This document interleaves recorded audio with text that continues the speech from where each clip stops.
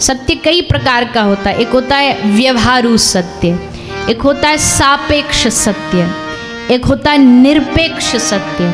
व्यवहारू सत्य क्या होता है? बोले मैं सच बोलूं और आपसे भी आशा करूं कि आप भी हमसे सच ही बोलो। व्यवहार में जो सच बोला जाता है। और इस संसार में सबकी मांग सत्य है। सब भले कोई आदमी खुद भले झूठ बोले, लेकिन उस सामने वाले से क्या आशा रखेगा? एक वकील पूरी वकालत आज झूठ बोल के ही जितवा के आया हो, उसको पता हो कि जो दलील दे रहा हूं मैं वो गलत है, वो झूठ है, पर जब घर आएगा तो अपनी पत्नी और बच्चे से क्या आशा करेगा? ये जो बोले हमसे सच बोले, झूठ ना बोले कुछ भी। ये है व्यवहारू सत्य। एक होता है सापेक्ष सत्य। सापेक्ष सत्य क्या होता है? हिमालय भारत को उत्तर से दिखाई देता है, लेकिन उसी हिमालय को आप चाइना से देखोगे तो उसकी दिशा बदल जाएगी।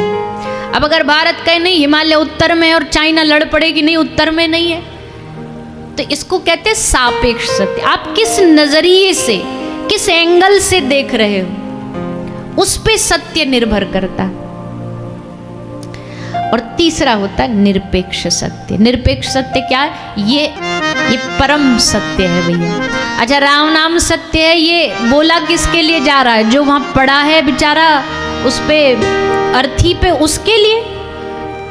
किसके लिए बोला जा रहा है? जो उसके संग संग साइड में चल रहे होते हैं ना, ये उनको याद दिलाया जा रहा है कि भाई देख। आज ही हमने कभी कभी कुछ वीडियो बोलते रहते हैं ना, तो आज हम बोल के आए। उसमें क्या बात बोली कि आदमी जब मरता है, मरने के बाद उसका तन जला देते हैं, उसके कपड़े जला देते हैं, लेकिन अगर उसने कोई हाथ में महंगी कोई डायमंड अंगूठी पहनी हो, कोई बढ़िया कान में सोना का बड़ा कोई कान में ज्वेलरी पहनी हो, डायमंड नेकलेस कछु पहना हो, वो भी जला देंगे? बोलो ना, क्या करेंगे? उतार के धर लेंगे, बोले तो हमारी है। उसने जो जीवन भर कमाया, क्या वो कमाया हुआ जला देंगे? नहीं जलाएंगे, वो रख लेंगे। इसका मतलब है कि दुनिया बस माया की है, आपकी नहीं है। ये दुनिया जीते जी भी आपसे सिर्फ चाहती है, माया चाहती है, मांग चाहती है।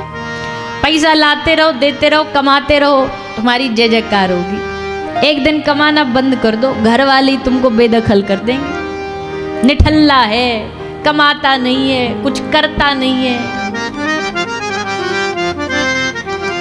दुनिया हमारी नहीं है, दुनिया माया की है। हमारा एक है, हमारी माया नहीं है, पर मायापति हमारा है। मायापति यानी श्री ठाकुर जी हमारे। लेकिन हम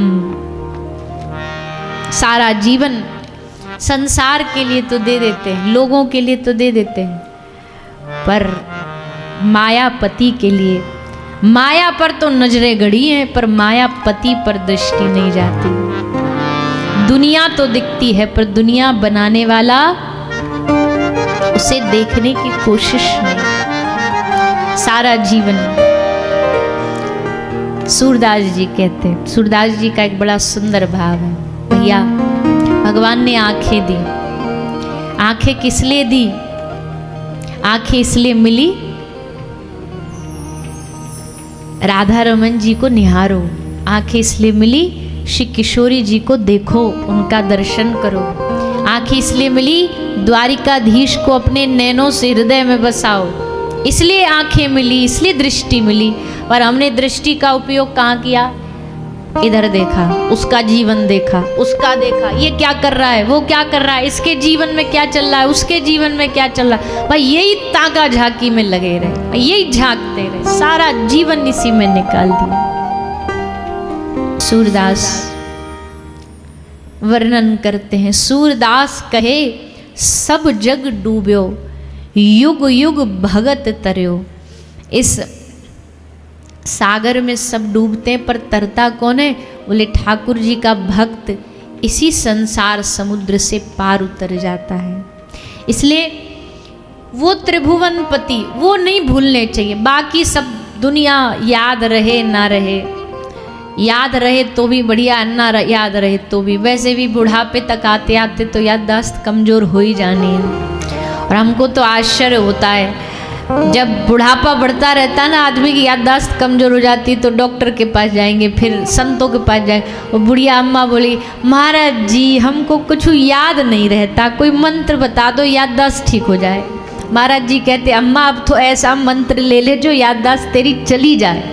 अब क्या याद रख के करेगी, अब तो तेरी उम्र भजन करने की है, अब भी याददाश्त ना चली जाए, कमज़ोर ना हो जाए, इसकी भी तुझे दवाई चाहिए, मंत्र चाहिए। ये तो देखत जन्म गयो। पर केंद्र में ठाकुर जी होने ही चाहिए। भैया खूब बिजनेस करो, खूब कमाओ, इस बात की कोई मनाही नहीं कर रहे। ये आजकल लोग ना संतों पे प्रवक्ताओं पे बड़े लांछन लगाते हैं। बोले ये तो सबरी दुनिया में कहते हैं माया बड़ी बुरी है, माया ऐसी है, माया वैसी है, खुद तो मजे लेते हैं, खुद तो जहाज़ों में घूमते हैं। तो भैया कहते ये नहीं है कि आप संसार में कमाओ मत, आप मेहनत मत करो, आप परिश्रम मत करो, बढ़िया कपड़ा मत पहनो, बढ़िया खाओ मत, सब करो, पर केंद्र वहाँ जुड़ा रहना चाहिए। ये याद रहना चाहिए ये अच्छा घर भी है तो मेरा नहीं, मैं तो इस घर का चपरासी हूँ, मालिक कोई और है। ये जो घर है, ये बच्चे ये मेरे नहीं हैं, इन पर मेरा अधिकार नहीं है, मेरी दोष नहीं, ये ठाकुर जी के हैं, उनके बच्चे, हम तो बस ड्यूटी निभा रहे, हम तो बस कर्तव्य। ये केंद्र है। इसलिए जो भगवान को केंद्र माने, जो सत्य को, श्रीमद् भागवत का मंगलाचरण कहता है सत्यम परम धीमहि। श्री व्यास जी ने भागवत का पहला श्लोक ही बड़ा चुन के लिखा, मंगलाचरण। सबसे पहली बात तो जिस मंगलाचरण, मंगल आचरण जीवन में उतरे, इसलिए मंगलाचरण होता है। हम भी जब कथा आरंभ करते तो पहले के 5-10 मिनट मंगलाचरण होता है, कीर्तन होता है। ये एक प्रकार का अपने मन को, अपने हृदय को बूस्ट करने के लिए थोड़ी देर बैठोगे, आंख बंद करोगे, नाम स्मरण करोगे, कीर्तन करोगे, भीतर से बैटरी चार्ज होगी। क्योंकि थका हारा आता है ना जीव संसार से, कथा में आया, अब मंगलाचरण हुआ, नाम संकीर्तन हुआ, फिर 3 घंटे पूरा कथा चलती है। तो मंगलाचरण भागवत का आरंभ हुआ। बड़ा सुंदर वर्णन किया है श्री व्यास जी ने। धर्मः प्रोज्झित कैतवोत्र परमो निर्मत्सराणां सताम।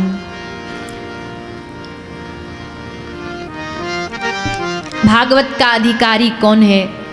कहा निर्मत्सरता, जिसके भीतर से द्वेष ईर्षा मुक्त हृदय बन गया हो, वही भागवत का सच्चा श्रोता है, अधिकारी है। आगे निगम कल्प तरोर गलितम फलम शुक मुखाद अमृत द्रव्य संयुतम। ये भागवत कहाँ से प्रकट हुई जानते हो? ये भागवत वेदों से ही प्रकट हुई है, वेदों से निकाली गई है। लेकिन वेद कलयुग में सबके लिए गम्य नहीं है। जैसे समुद्र का जल है तो अगाध, पर पियोगे तो पीने में उसकी उपयोगिता नहीं है, जल थोड़ा खारा है। वेदों की भाषा बड़ी क्लिष्ट है। आज के कलयुग के आदमी को अगर वेदों की बात बता दी जाए तो कल से कोई कथा में ही नहीं आएगा। इसलिए उसी वेदों की बात का सार निकाल करके श्री व्यास जी ने श्रीमद् भागवत का पूरा तत्व ला करके बता दिया। कई बार अब देखो, कई चीज़ निकलती जहाँ से है ना, अब मान लीजिए घी निकला तो दूध से ही है, पर आपको अगर पूड़ी तलनी हो तो घी में ही तलनी पड़ेगी, आप दूध में नहीं तल सकते। ये नहीं कह सकते भाई दूध से ही तो घी निकला है, इसमें तल लो, वो नहीं कर सकते। निकला घी उसी दूध से है, पर घी की ताकत अलग है। वैसे ही भागवत निकली वेदों से है, पर ये वेदों का निगम कल्प का फल है, पका हुआ फल है, रस से भरा हुआ फल है। इस रस से भरे हुए फल को, श्रीमद् भागवत रूपी फल को करना क्या है? बोले पिबत भागवतम रसमालयम मुहुरहो रसिका भुवि भावुका। इस रस का, भागवत के रस का, भागवत के फल के रस का पान करना है, इसको पीना है। किसी ने कहा कि लगता व्यास जी से लिखने में गलती हो गई। क्यों? फल को पिया थोड़ी जाता है, फल को तो खाया जाता है। कभी कभी जिसको हिंदी ढंग से बढ़िया नहीं आती ना, तो वो ऐसे ही करता है। जैसे बंगाल में चले जाओ तो चाय खाओ, हमारा कोई हिंदी भाषी चला जाए तो कहेगा खाओ कि पियो। तो ऐसे कहीं व्यास जी से गलती तो नहीं होगी लिखने में? तो बोले ना ना ना, वो वेद व्यास जी हैं, उन्होंने गलती से नहीं बल्कि जानबूझ करके ये शब्द लिखा है कि फल है पर इसको पीना है। फल को कैसे पिएंगे? सेब पिया थोड़ी जाता है, सेब तो खाया जाता है।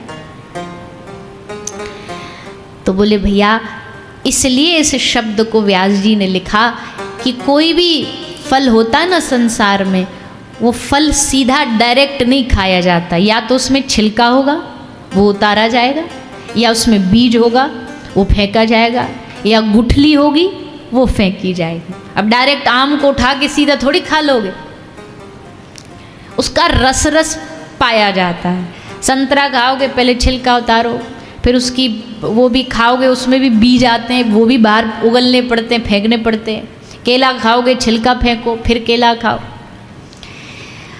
यानी कुछ ना कुछ रह ही जाता है हर फल में, छिलका गुठली त्यजांश फेंकने लायक।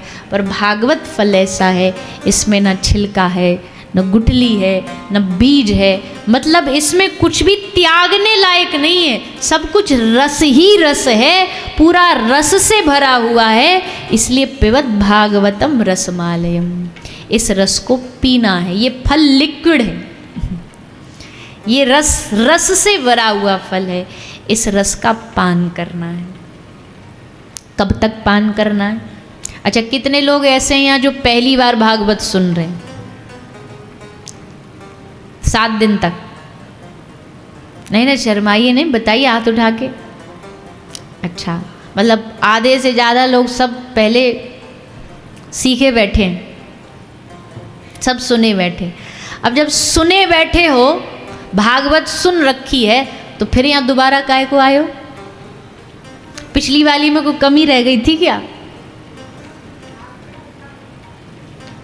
अच्छा, हम कुछ स्पेशल हैं क्या? अच्छा, अब सुन ली, चलो हमारे मुखारविंद से सुनने आए हो, हमारे मुखारविंद से सुन ली, तो क्या दोबारा नहीं सुनोगे? हम दोबारा अहमदाबाद कथा करने दोबारा नहीं आओगे क्या? तो दोबारा आओगे क्यों? इस बार कुछ कमी रह गई? बोले नहीं भैया, ये रस ही ऐसा है, ये भागवत का रस ही ऐसा है। ये एक बार सुनने से पेट भरता नहीं, और भरना भी नहीं चाहिए। जो इसको ड्यूटी के रूप में सुनते ना, कई लोग होते बोले जीवन में एक बार तो सुननी है, बस एक बार सुन ली बस, दी एंड। तो इसका मतलब है कि तुमने कथा को सुना ही नहीं। भगवान की कथा सुन रहे हैं, उसमें भी फिर कई लोग ऐसे भी आते हैं गिनती, बोले हमने 10 सुन ली, हमने 21 सुन ली, हमने इतनी 100 सुन ली। करता हूँ गुनाह रोज अनगिनत, और गिन गिन के नाम लेता हूँ परवरदिगार के। एक कोई बूढ़ी एक महिला कहीं बाजार में दूध बेच रही थी। एक साधु वहाँ बैठा बैठा माला जाप कर रहे थे। माला जाप करते, एक माला पूरी होती तो फिर एक पत्थर इधर रख देते, फिर एक करते, फिर रख देते। माला जाप कर रहे थे तो उन्होंने सामने नज़र उस महिला पे है, महिला दूध बेच रही है। जो आता है 1 लीटर दूध तो एकदम नाप के तोल के, एक जरा सा भी ज़्यादा न चला जाए। और पहले पैसा ले लेती है, बोले पहले पैसा दो फिर दूध दूंगी। पैसा ले लेती है, फिर नाप के देती है। ऐसे चल रहा था। एक आदमी आया, उसको देख के मुस्कुराई, वो उसे देख के मुस्कुराया। एक भी उससे रुपया लिया नहीं। उसने कहा 1 लीटर दूध। 1 लीटर दूध डालने के बाद और थोड़ा सा डाल दिया उसके। तो महात्मा जी ये देख रहे थे। महात्मा जी थोड़ी देर बाद उठ करके गए, उससे पूछा देवी एक बात पूछे? बोले पूछिए महाराज जी। बोले सब इतने ग्राहक आए तेरे पास, सबको तू बड़े नाप तोल के दे रही थी, पैसा पहले ले रही थी, किसी पे भरोसा नहीं, और एक ये आदमी आया तूने पैसा भी ना लिया और नाप से ज़्यादा भी तोल के दे दिया, ऐसा क्यों? तो उस महिला ने शर्माते हुए कहा, महाराज जी आपसे क्या छुपाना, जितने आए थे वो सब मेरे ग्राहक थे, पर ये जो लास्ट में आया था ये मेरा प्रियतम था, और प्रियतम के पास कोई गिन गिन के थोड़ी दिया जाता है, नाप तोल के थोड़ी दिया जाता है। जैसे महाराज जी ने सुना, तुरंत वो गिनने वाला जो था वो पत्थर वो हटाया सबसे पहले। तो बोले प्रेम में थोड़ी कहीं गिना जाता है। अब इस पे भी बहुत तर्क लोग करेंगे कि भैया फिर ये हाथ में जो लिए घूमते हैं काउंटर आजकल लोगों के हाथ में, बोले तो सब बेकार है, गिनना विनना बेकार है। नहीं, बेकार इसलिए नहीं है क्योंकि अभी हमारी स्थिति उतनी ऊंची नहीं है। जब प्रेम हो जाएगा ना तब खत्म हो जाएगा ये, तब इसकी जरूरत नहीं पड़ेगी, तब तो भीतर से अपने आप चलेगा। फिर तो जीव को रोकना पड़ेगा, रुक जा थोड़ी देर, चालू हो जाएगी ये। अभी चालू नहीं हुई है, इसको चलाने के लिए इसकी मदद ली जाती है, माला की मदद ली जाती है कि नाम बैठ जाए जीभ पर कैसे भी। गिनो, इतना लो इतना लो। गिनती इसलिए नहीं है कि इतना ही करना, गिनती इसलिए कि इतना तो करना ही है। दोनों में बहुत फर्क है। कोई इसलिए नाम गिन रहा है कि गुरुजी ने कहा 5 माला करना, खत्म, 5 माला करके जल्दी पैक करो रखो, कोई इसलिए गिन रहा है। और कोई इसलिए गिन रहा है कि इतने से कम ना हो जाए मेरी कमाई आज, इतना तो मुझे आज दिन भर में ठाकुर जी का नाम लेना, वो गिनती अलग है। तो कथा भी कोई गणना नहीं है, कथा तो पिबत भागवतम रसमालयम। श्री व्यास जी लिखते हैं पीते रहो पीते रहो, इस रस का आनंद लेते रहो, इसमें डूबे रहो। सुंदर व्यास जी का मंगलाचरण हुआ, भगवान श्री नर नारायण को प्रणाम किया। नारायणम नमस्कृत्यम नरम चैव नरोत्तमम देवीं सरस्वतीं व्यासं ततो जयं मुदीरयेत्। आगे भगवान के 24 अवतारों की कथा सुनाई गई। भगवान ने 24 अवतार ग्रहण किए हैं। 24वां अवतार कल्कि अवतार भगवान का कलयुग के अंत में होगा। ये तो भगवान के गिनती के अवतार हैं, पर भैया ठाकुर जी तो कभी भी किसी भी रूप में कहीं भी आ सकते हैं। ज्ञानदेव जी ने कुत्ते में भगवान को देख लिया, तो उसमें कौन सा 24 अवतारों में वो अवतार आता है। एकनाथ जी ने गधे में भगवान का दर्शन कर लिया, वो थोड़ी 24 अवतार में आता है। ये तो अपना अपना भाव है, कोई कहीं भी किसी रूप में भी ठाकुर जी का दर्शन कर सकता है। भगवान किसी भी रूप में आ सकते, ना जाने किस रूप में। नारायण कथा में भी सावधान रहना चाहिए, यहाँ भी ठाकुर जी किसी भी रूप में आ सकते हैं। ठाकुर जी आ जाएं, उनके कोई भक्त आ जाएं, ऐसा हमने सुना हनुमान जी जरूर आते हैं कथा सुनने, नारद जी जरूर आते हैं कथा सुनने। हनुमान जी आए बेचारे कथा सुनने, तो उनसे सोफे के लिए लड़ पड़े कि हमारा सोफा, हम बैठे थे कल यहाँ। मानव की फितरत ऐसी होती है कि 7 दिन में वो अपना सोफा भी डिसाइड कर लेता है, अपनी जगह भी बैठने की 7 दिन में उसकी परमानेंट फिक्स हो जाती है। प्लॉटिंग बंटवारे हो जाते हैं कथाओं में। हमने तो खूब देखे अनुभव कर करके। हमको पहले दिन जो श्रोता जिस सीट पे बैठा मिल गया ना, 7 दिन तक वो वहीं बैठा नजर आता है। व्यासपीठ ऊंची इसलिए बनाई जाती है कि यहाँ से सब दिखाई देता है, कौन सो रहा है, कौन जग रहा है, कौन सुन रहा है, कौन टाइम पास कर रहा है, कौन बोर होके सुन रहा है, कौन विभोर होके सुन रहा है। तो यहाँ से दिखाई देता है। पहले दिन जो जगह मिल गई उसको, वो तो बस नहीं चलता, नहीं तो नेम प्लेट लगा जाए, कल यहाँ बैठ मत जाना, ये मेरी वाली जगह है। और नेम प्लेट तो नहीं लगा पाते, पर मन मन में ठान लेते हमारी जगह। और उस जगह पर तीसरे दिन कोई दूसरा बैठ गया, उसकी खैर नहीं है। फिर बोलेगा कुछ नहीं, पर टेढ़ी टेढ़ी निगाहों से मार डालेगा। निगाहें इतनी खतरनाक होंगी जो बार बार ऐसा पिंच कर रही होंगी कि मेरी जगह पे बैठा है तू। इसलिए भागवत में लिखा है, सुखदेव जी एक गाय का दूध निकालने से ज़्यादा एक समय नहीं रुकते थे। क्यों? बोले ज़्यादा देर रुक जाएंगे तो उस पेड़ पर मोह हो जाएगा और कह देंगे ये जगह हमारी है, इसलिए उस जगह छोड़ के भाग जाते थे इंसान। इसलिए ना जाने किस रूप में भैया, कथा में तो विशेष ध्यान रखना चाहिए।